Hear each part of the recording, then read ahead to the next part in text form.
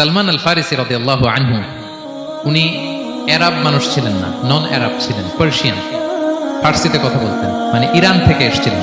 উনি প্রথমে অগ্নি উপাসক ছিলেন। কি ছিলেন? অর্থাৎ ওই যে জরাথুষ্ট যারা আগুন দেখলে এরা পূজা করে, আগুনের পূজা যারা করে, জরাস্ট্রানিয়ান, এই ধর্মে বিশ্বাসী ছিলেন। আগুনের পূজা করতেন ইরানে। তিনিও আগুনের পূজা করে, তার বাবাও আগুনের পূজা করে। তো একদিন বাবা একটা কাজে পাঠিয়েছে, ওই কাজ করতে যেয়ে সে খ্রিস্টানদের গির্জা ক্রস করতেছিল।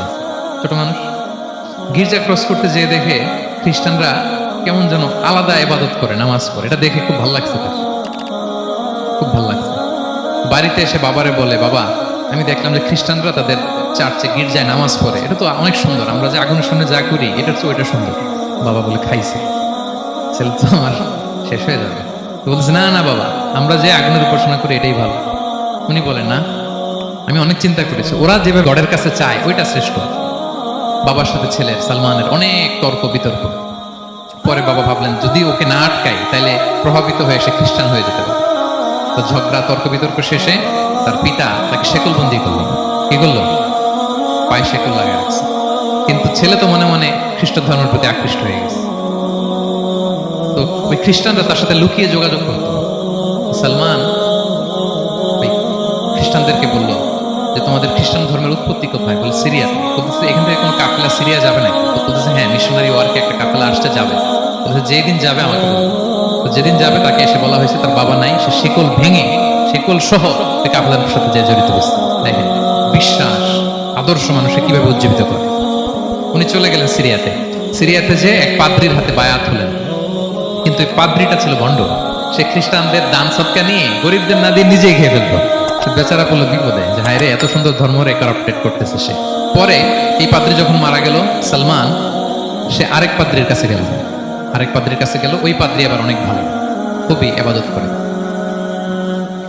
তো ওই পাদ্রি কিছুদিন থাকার পর ওই পাদ্রিও মারা গেল।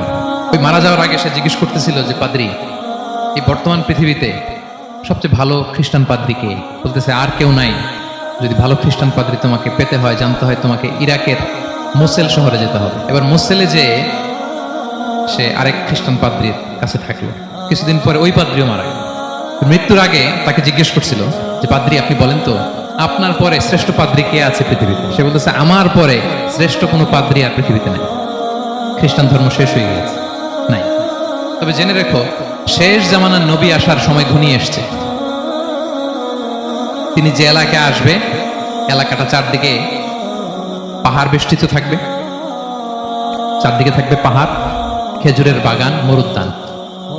তাকে চেনার আলামত আছে। কি আছে? আলামত আছে। এক নম্বর আলামত হচ্ছে, ওই শেষ নবীকে দানের খাবার দিলে তিনি খায় না, কিন্তু উপহার দিলে সে নেয়, খায়। আর তার পিঠে দুই কাঁধের মাঝখানে একটা নবুয়তির মোহর আছে। যদি পারো তার কাছে যে বায়াত হও। সালমান আল ফারিসি পাগল হয়ে গেছে ওনার সন্ধান পাওয়ার জন্য, কিভাবে যাবে কিভাবে যাবে। তো উনি কিছু ছাগল পালতেন। একটা কাফেলা তিনি পেলেন, যে কাফেলা আরব কাফেলা, বনু কালবের কাফেলা, আরব দেশে যাচ্ছে। তাদের সাথে তিনি চুক্তি করলেন যে, আমার যত ছাগল আছে এই ছাগলগুলো তোমাদের দিয়ে দিব, তোমরা কি ওই এলাকায় আমাকে পৌঁছে দিবা? তার বললেন, হ্যাঁ, পৌঁছে দিব। সব ছাগল দিয়ে দিলেন, রওনা হইলেন ওই এলাকায়। মাঝপথে তারা তার সাথে জুলুম করলো, অন্যায় আচরণ করলো। তাকে দাস হিসেবে বিক্রি করে দিল ইহুদিদের কাছে। ওয়াদি আল কোরা নামে একটা জায়গা আছে, ওখানকার এক ইহুদির কাছে বিক্রি করে দিল। সে ইহুদির কাছে দাস হিসেবে থাকতে আরম্ভ করলো। অনেকদিন পরে মদিনার পূর্ব নাম কি দেখি কে বলতে পারে? হ্যাঁ, মাশাআল্লাহ, তো মদিনার পূর্ব নাম হচ্ছে ইয়াসরিব। তো ইয়াসরিবের এক ইহুদি, বনু কুরাইজার ইহুদি, সে আসছে ওয়াদি আল কোরাতে তার কাজিনের কাছে। এসে দেখে নতুন এক দাস পাইছে, বলছে, আমি কিনবো, তুমি কিনতে চাও? তার কাছে বিক্রি করে দিল। তখন ইয়াসরিবের ওই ইহুদি, বনু কুরাইজার, সালমান আল ফারিসিকে নিয়ে ইয়াসরিবে চলে গেল। সুবহানাল্লাহ। মদিনার আগের নাম কি? বিশ্বনাথ মক্কা থেকে হিজরত করে কিছুদিন পরে কই যাবেন? সত্যের অনুসন্ধানে যদি আপনি হন, সত্য আপনি পাবেনই, সত্যের কাছে আপনি পৌঁছাবেন, এতে কোনো সন্দেহ নেই। দেখেন, বিশ্বনাথ ইসলাম ওই এলাকায় আসবেন, আসার আগে আল্লাহ তাআলা সালমানকে নিয়ে ওখানে পৌঁছে গেছে। তিনি ওখানে থাকলেন, দীর্ঘদিন থাকলেন, খেজুর বাগানে তিনি কাজ করেন আর অপেক্ষা করেন যে কবে বিশ্বনাথ ইসলাম আসবেন। একদিন তিনি খেজুর গাছের উপরে কাজ করতেছেন, হঠাৎ ইহুদিরা বলা বলি করতেছে, আজকে ওই মক্কা থেকে কোন এক লোক নাকি আসছে কোবা পল্লীতে, সবাই বলে সে নাকি নবী, সবাই বলে সে নাকি। এই কথা শুনে উনি খুশিতে ওই খেজুর গাছ থেকে ধপাস করে নিচে পড়ছে। নিচে পড়ে মালিককে বলতেছে কে আসছে কে আসছে। এই কথা শুনে মালিক রেগে মেগে তাকে মারতে আরম্ভ করলো, যে তোমার জেনে কি লাভ, যাও এখান থেকে। তার মানে সুবহানাল্লাহ, সালমান আল ফারিসি তিনি জেনে গেলেন যে বিষ্ণু ইসলামের আগমন ঘটেছে। আপনারা জানেন যে হিজরতের যে রুটটা, বিষ্ণু ইসলাম সরাসরি ইয়াসরিবে বা মদিনায় না ঢুকে প্রথমে কুবাতে ঢুকেছিলেন, কুবা পল্লীতে কিছুদিন ছিলেন, মসজিদে কুবা নির্মাণ করেছেন। তো তিনি তো সত্যের সন্ধানী হয়ে পাগল, আল্লাহর কাছে সবসময় দোয়া করতেন, আল্লাহ সেই আখির জামানার নবীর সন্ধান যেন আমি পাই। সালমান আল ফারিসি রাদিয়াল্লাহু তাআলা আনহু ওই যে তার পাদ্রীর শিখিয়ে দেয়া যে আলামত, তিনি দেখলেন ঠিকই তো ইয়াসরিবের দুই দিকে হাররা আছে, মানে পাহাড় বেষ্টিত, আবার খেজুরের বাগান আছে। এবার তিনটা যে আলামত দিয়েছিল ওই আলামত চেক করার জন্য কিছু খেজুর নিয়ে কুবায় চলে গেল। কুবায় যেয়ে দেখেন বিষ্ণু ইসলাম সাহাবাদের নিয়ে বসা। তো তিনি বিষ্ণু ইসলামের সাথে পরিচিত হয়ে বললেন, এই যে কিছু সাদাকার খেজুর আমি আপনার জন্য এনেছি, নেন। বিষ্ণু ইসলাম বললেন, ওই যে ওদেরকে দাও, ওই যে গরিব সাহাবা ওদেরকে দাও। বিষ্ণু ইসলাম খেলেন না, সে মনে মনে বলতেছে এই তো একটা পেয়ে গেছে, একটা পেয়ে গেছে। উনি কিন্তু খাই নাই, ধরেও নাই, বলতেছে যে ওদেরকে দাও, দিল, সাহাবারা খেল। এরপর বিষ্ণু ইসলাম কুবা থেকে মদিনায় চলে গেলেন, তখন মদিনার নাম হয়নি, ইয়াসরিব, ইয়াসরিবে গেলেন। এবার কিছুদিন পরে আরো কিছু খেজুর নিয়ে সালমান রাদিয়াল্লাহু তাআলা আনহু বিষ্ণু ইসলামের কাছে গেলেন। এবার যে বললেন, কিছু খেজুর আমি উপহার হিসেবে আপনার জন্য এনেছি, আপনি কি গ্রহণ করবেন? বিষ্ণু ইসলাম বললেন, অবশ্যই গ্রহণ করবো। বলেই তিনি একটা নিয়ে খেতে শুরু করলেন, খেলেন এবং বিতরণ করলেন। মহা খুশি, এই তো পেয়ে গেছি দুইটা সাদাকার খেজুর, বলেছি ধরেও নাই, খায় নাই। যখনই বললাম উপহার খেয়েছে। এবার বাকি রইল কয়টা? সেটা কি? নবুয়তের সিলমোহর, দ্য সিল অফ প্রফেসি। এটা তো দেখা এত সহজ না, যদি এদিকে থাকে, জামা পরে থাকলে দেখা যাবে। তো এটার জন্য প্রায় যায়, কিন্তু ব্যাটে বলে হয় না, ট্রাই করে কিন্তু দেখা যায় না। একদিন তিনি গেলেন এবং এটার জন্য তো পিছে পিছে থাকতে হবে, কি বলেন? কথা নেই বার্তা, হুট করে পিছু পিছু ঘোরা যায় নাকি কারণ? একদিন একটা উপলক্ষ তৈরি হলো, সেটা কি? বিষ্ণু ইসলাম এক সাহাবী মারা গেলেন বাকিউল গারকাদে, মানে যেটাকে আমরা জান্নাতুল বাকি বলি, কবরস্থানে ওই লাশ নিয়ে যাচ্ছে, সবার সাথে সাথে বিষ্ণু ইসলামও যাচ্ছে। তো এখন তো একটা সুযোগ, পিছনে পিছনে যাওয়া যায়, কি বলেন?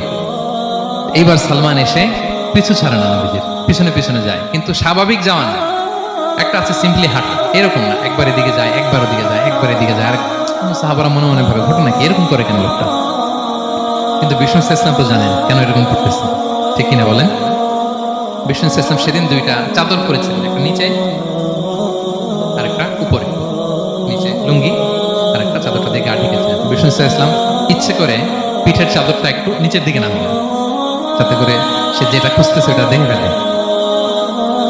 বিষ্ণু ইসলাম চাদরটাকে একটু করে নিচে নামালেন, নামানোর সাথে সাথে তিনি দেখলেন দ্য সিল অফ প্রফেসি, মাহরুন নবুয়া। দেখার সাথে সাথে সালমান আল ফারিসি চিৎকার দিয়ে বিষ্ণু নবীকে জড়িয়ে ধরলেন এবং ওই জায়গাটাতে দুই ঠোঁট দিয়ে চুমু খেলেন, কাঁদতে শুরু করলেন। বিষ্ণু ইসলাম বললেন, কেন কাঁদো তুমি? এতক্ষণ আমি আপনাদেরকে যা শোনালাম, সালমান পুরো ঘটনাটা বিষ্ণু ইসলামের কাছে বর্ণনা করলেন।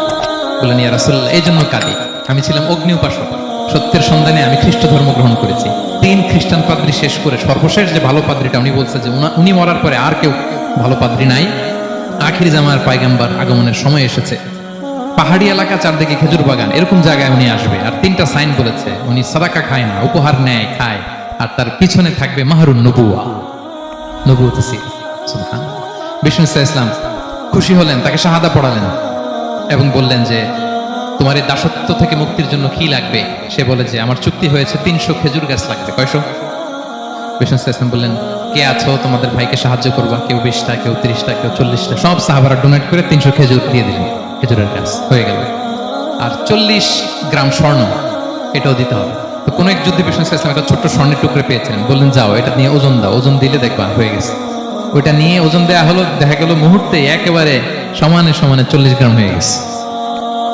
সালমান আল ফারিসি রাদিয়াল্লাহু তাআলা তারপর থেকে মৃত্যুর আগ পর্যন্ত বিষ্ণু ইসলামের সাথে ছিলেন, সবগুলো যুদ্ধে অংশগ্রহণ করেছেন। 5ম হিজরিতে ওই যে পরীক্ষা খননের কথা আমরা জানি না, দ্য ব্যাটল অফ ট্রেন্চ, এই বুদ্ধিটা আসছিল সালমান রাদিয়াল্লাহু তাআলার মাথা থেকে। এটা হচ্ছে ওনার ব্রেন চাইল্ড, কারণ আরব দেশে এরকম পরীক্ষা খনন করার ট্রেডিশনই ছিল না। উনি তো আরব দেশের না, আসছে পারস্য থেকে। ওনার এই বুদ্ধি পরামর্শ নিয়ে বিষ্ণু ইসলাম 5ম হিজরিতে পুরো মদিনার চারদিকে খনন করে এই পরীক্ষা করেছেন।